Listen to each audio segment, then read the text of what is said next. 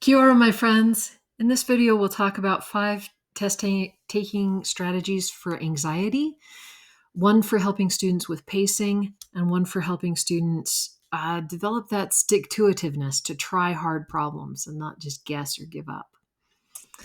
So, and all of these are based in research and experience, and they are research-based ideas. So, for number one, for test anxiety, ask students to remember a good or happy memory before taking the test. They can focus on this memory for 30 seconds to 2 minutes before the test begins, whatever memory it is that brings them joy and peace, gets them in a pleasant place before taking a test.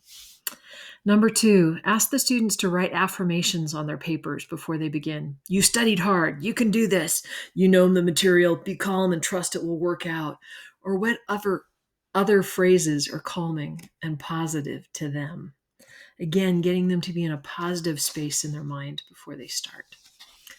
The third suggestion, ask the students to write all their fears on a piece of paper. Have them crumple it up and throw it away. They recognize their fears and throw them away before the test so they can focus on the test and being in a positive space. Throw away all that negativity. The fourth one, have the students focus on their breath and being present through meditation for a couple minutes before the test. So have them breathe in and count 1, breathe out and count 2. Breathe in, count 3, breathe out, count 4. Keep going till 10. Keep repeating until you say it's time to stop. This helps the students be calm and centered and peaceful before they begin. By the way, often I tell my students all these ideas and then I kind of let them choose what they want after a while. I might take them through one of them, like this last one, before we begin, but I give lots of suggestions to my students and let them choose. So do what's appropriate for your classes. And the last suggestion is my mother's favorite, and therefore mine, for dealing with test anxiety.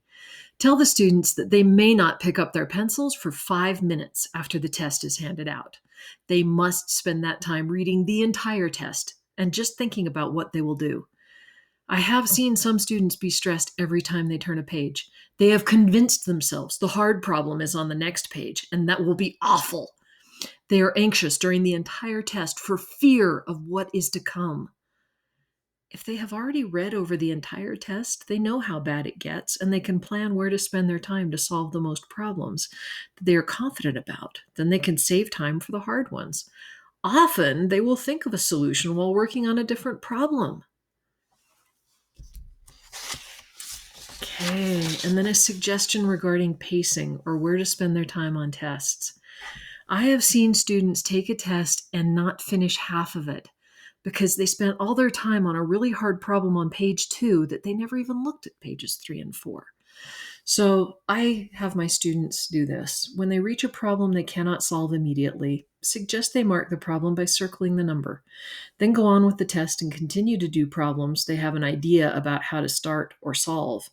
When they have finished all the problems they know how to do, and therefore earned all the credit that they can, then they come back and think more about the hard problems. I want them to get all the credit they can, prove to me everything they know how to do. And then we've all had that student who guesses or gives up easily when they think the problem is hard. It is important to have worked on problem solving with students throughout the school year. Students need to be asked questions that they do not know how to solve, but can with effort.